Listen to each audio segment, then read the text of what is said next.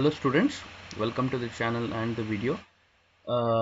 In today's channel, this channel is specially for all those students who are appearing for PUC second year uh, in commerce, and that too with the statistics as their combination. ಈ video specially commerce ಸ್ಟೂಡೆಂಟ್ಸಿಗೆ ಇರ್ತದೆ. ಅದರಲ್ಲೂ ಯಾರು statistics combination ಅನ್ನು apt ಮಾಡ್ಕೊಂಡಿದ್ದಾರೆ ಅವರಿಗೋಸ್ಕರ. So this this video has as you can see the heading here, it is called as passing package. ಇದರಲ್ಲಿ ನಿಮಗೆ ಯಾವ ಕ್ವಶನ್ಸ್ ಬರುತ್ತೆ, ಯಾವ ಚಾಪ್ಟರಿಂದ ಎಷ್ಟು ಮಾರ್ಕ್ಸ್ ಇಂದು ಯಾವ ಕ್ವಶನ್ ಬರುತ್ತೆ ಅನ್ನೋದು ಈ ವಿಡಿಯೋನ ರೆಫರ್ ಮಾಡಿದ್ರೆ ನಿಮ್ಗೆ ಈಸಿಲಿ ಗೊತ್ತಾಗ್ತದೆ.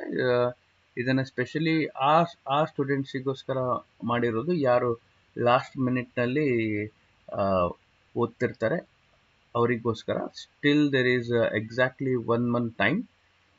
ಈ ವಿಡಿಯೋನ ನೀವು ಕರೆಕ್ಟಾಗಿ ಅನಲೈಸ್ ಮಾಡಿ ನಾನೇನು ಕೊಟ್ಟಿದ್ದೇನೆ ಆ ಸಮ್ಸನ್ನು ನೀವು ಮಾಡಿದ್ರೆ ಈಸಿಲಿ ನೀವು ಪಾಸು ಆಗ್ಬೋದು, ಸ್ಕೋರು ಮಾಡ್ಬೋದು.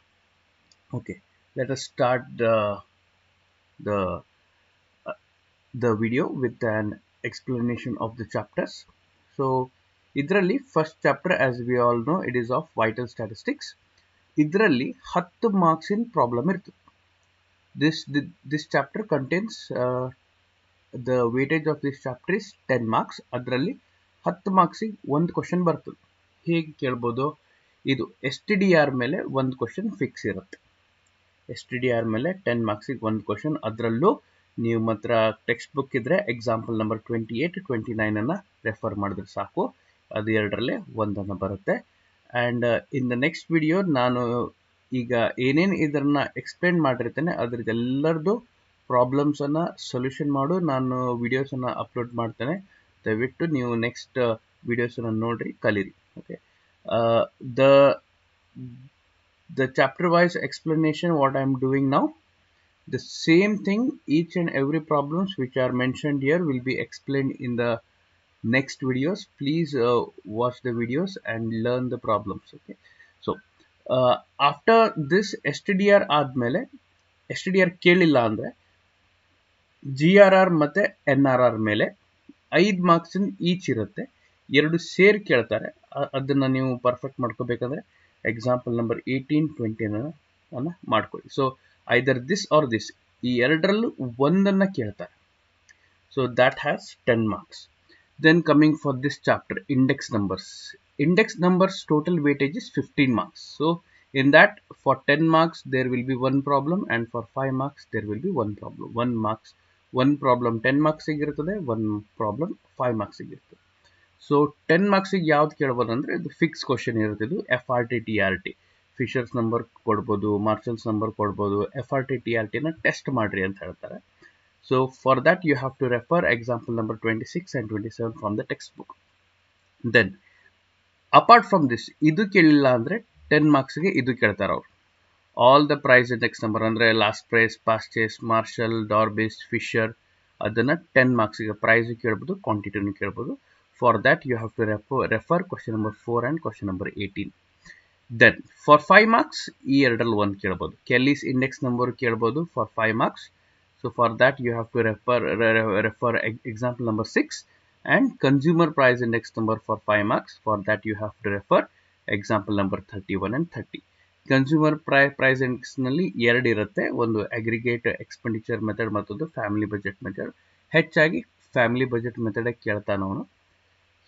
So you have to refer these two problems. Then coming for the next chapter. Next chapter is time series. Time series, the total weightage for that chapter is 10 marks. In that you will be having one problem for 10 marks. Okay, so this is 10 marks ಗೆ ಒಂದು ಇದು parabolic trend ಅಂತ ಇರ್ತದೆ. y is equal to a plus bx plus cx square. ಆ equation ಅನ್ನು ನೀವು solve ಮಾಡಿದ್ರೆ you will that question may be asked for 10 marks. So that is example number 11. ನೀವು ಟೆಕ್ಸ್ಟ್ ಬುಕ್ ಅಲ್ಲಿರೋ ಎಕ್ಸಾಂಪಲ್ ನಂಬರ್ 11 ಅನ್ನ ನೋಡಿದ್ರೆ ಗೊತ್ತಾಗುತ್ತೆ. So apart from this, next ಇದೆರಡು ಇದೆಯಲ್ಲ, ಇದೆರಡು 5 ಮಾರ್ಕ್ಸ್ಗೆ he can ask the combination of this. Like for an example, ಈ ಸಲ ಫಸ್ಟ್ ಪ್ರಿಪರೇಟರಿದಲ್ಲಿ ಕೇಳ್ದಂಗೆ ಒಂದು 3 ಇಯರ್ಲಿ ಮೂವಿಂಗ್ ಅವರೇಜ್ ಮತ್ತೊಂದು ಸ್ಟ್ರೇಟ್ ಲೈನ್ ಟ್ರೆಂಡ್ ಇದೆರಡನ್ನು ಮಿಕ್ಸ್ ಮಾಡಿ ಕೇಳ್ಬೋದು ಫಾರ್ 10 ಮಾರ್ಕ್ಸ್. ಇದಕ್ಕೆ 5 ಮಾರ್ಕ್ಸ್, ಇದಕ್ಕೆ 5 ಮಾರ್ಕ್ಸ್. ಆರ್ ಒಂದು 5 ಇಯರ್ಲಿ ಮೂವಿಂಗ್ ಅವರೇಜ್ ಮತ್ತೊಂದು straight line trend.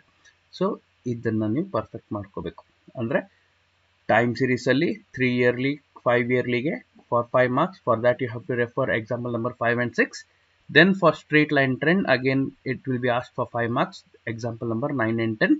Then parabolic trend 10 marks, example number 11. ಯಾರಿಗಿದು ಕಷ್ಟ ಅನಿಸ್ತದೆ ಇದನ್ನ ಬಿಡ್ಲಿಕ್ಕೂ ಅಡ್ಡಿಲ್ಲ.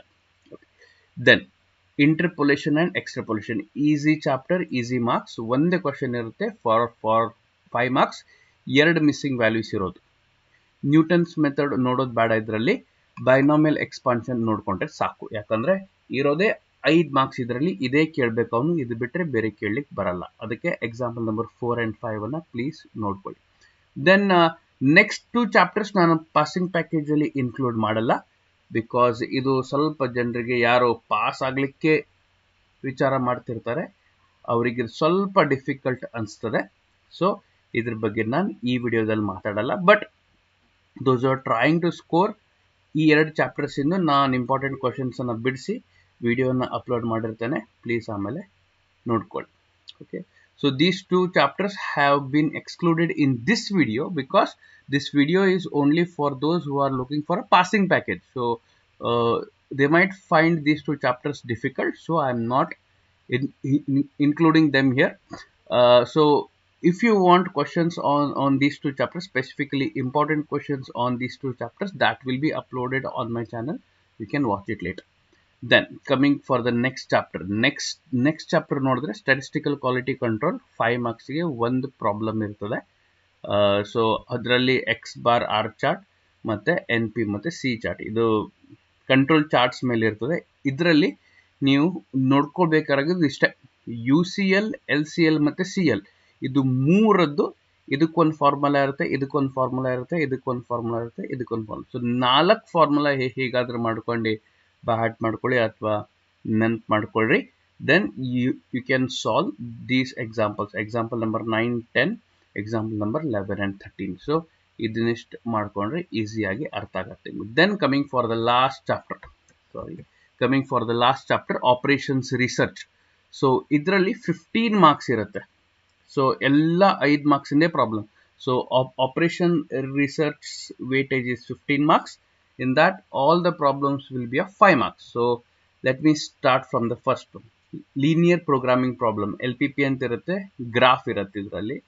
So quite easy to understand. So example number 5 and 6 ಓದ್ಕೊಳ್ಳಿ. Then transportation problem, again very simple chapter, easily ಅರ್ಥ ಆಗುತ್ತೆ, ಈಸಿಲಿ ಸ್ಕೋರ್ ಮಾಡ್ಬೋದು.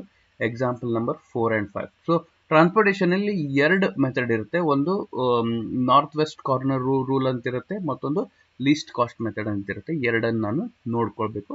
ಆಬ್ವಿಯಸ್ಲಿ ಇಲ್ಲಿ ನಾನು ಏನೇನು ಈ ವಿಡಿಯೋದಲ್ಲಿ ಯಾವ್ಯಾವ ಸಮ್ಸ್ ಅನ್ನ ಹೇಳಿದ್ದೇನೆ, ಯಾವ್ಯಾವ ಎಕ್ಸಾಂಪಲ್ಸ್ ಅನ್ನ ಹೇಳಿದ್ದೇನೆ, ಅದರದ್ದೆಲ್ಲರದ್ದು ವಿಡಿಯೋ ಮಾಡಿ ಅಪ್ಲೋಡ್ ಮಾಡ್ತೇನೆ. It will be helpful. ನೀವು ನಿಮ್ಮ ಪ್ರಿಪ್ರೇಷನ್ ಟೈಮಲ್ಲಿ ಇದನ್ನು ನೋಡಿ ಕಲಿಬೋದು. Transportation problem has 2 concepts, that is the first one is northwest corner rule and the second one is least cost method. You have to learn those 2 problems. Okay, they are example number 4 and example number 5.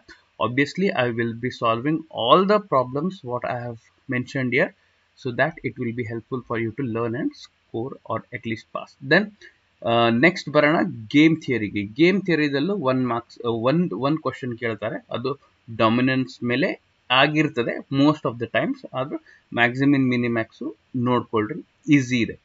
So then replacement theory easy chapter, ಆರಾಮ್ಸೆ ನೀವು ಇದನ್ನು ಕಲಿಬೋದು. Okay, so ಅದರಲ್ಲಿ example number 1, 2, 3, 4 ನೀವು ಇದನ್ನು ಓದ್ಕೊಂಡ್ರೆ ಗೊತ್ತಾಗುತ್ತೆ. Then inventory theory problem, ಇದರಲ್ಲಿರೋದು ಓನ್ಲಿ ಫಾರ್ಮುಲಾಸ್, ನೀವು ಫಾರ್ಮುಲಾಸ್ ಓದ್ಕೊಂಡ್ರೆ ಸಾಕು, ಒಂದು ಕ್ವಶನ್. ಸೊ ಇದರಲ್ಲಿ 1, 2, 3, 4, 5 ಕಾನ್ಸೆಪ್ಟಲ್ಲಿ ಯಾವುದಾದ್ರೂ 3 ಕೇಳ್ತಾರೆ. LPP ಕೇಳ್ಬೋದು, ಟ್ರಾನ್ಸ್ಪೋರ್ಟೇಷನ್ ಕೇಳ್ಬೋದು, ಗೇಮ್ ಥಿಯರಿ ಕೇಳ್ಬೋದು. ಸೊ ಇದು 3 ಅಂತೂ ಫಿಕ್ಸ್ ಕೇಳ್ತಾರೆ. ಸೊ ಎಕ್ಸ್ಟ್ರಾ ಬೇಕಂದ್ರೆ ಇದೆರಡು ನೀವು ಮಾಡ್ಕೊಳ್ಳಿ. Okay, so this is the passing package for PUC second year commerce students who are opting for statistics subject. So ಇಷ್ಟು ನೀವು ಮಾಡ್ಕೊಂಡ್ರೆ ಆರಾಮಾಗಿ ಪಾಸ್ ಆಗ್ತೀವಿ. ಪಾಸ್ ಆಗೋಕ್ಕಿಂತ ಇದನ್ನ ನೀವು ಟೋಟಲ್ ಮಾಡ್ಕೊಂಡು ನೋಡಿದ್ರೆ 10 plus 15 plus 10 plus 5 plus 5 plus 15 ನೀವು ಮಾಡ್ಕೊಂಡು ನೋಡಿದ್ರೆ ಹೆಚ್ಚು ಕಮ್ಮಿ 60 ಮಾರ್ಕ್ಸ್ ಇಂದು ಸಿಲೆಬಸ್ ಕವರ್ ಆಗಿರ್ತದೆ. So I hope this video was helpful. Please watch my other videos too, where I have solved all the questions step by step, chapter wise, so that you can easily learn and pass in statistics, or you can even score more in statistics. Thank you.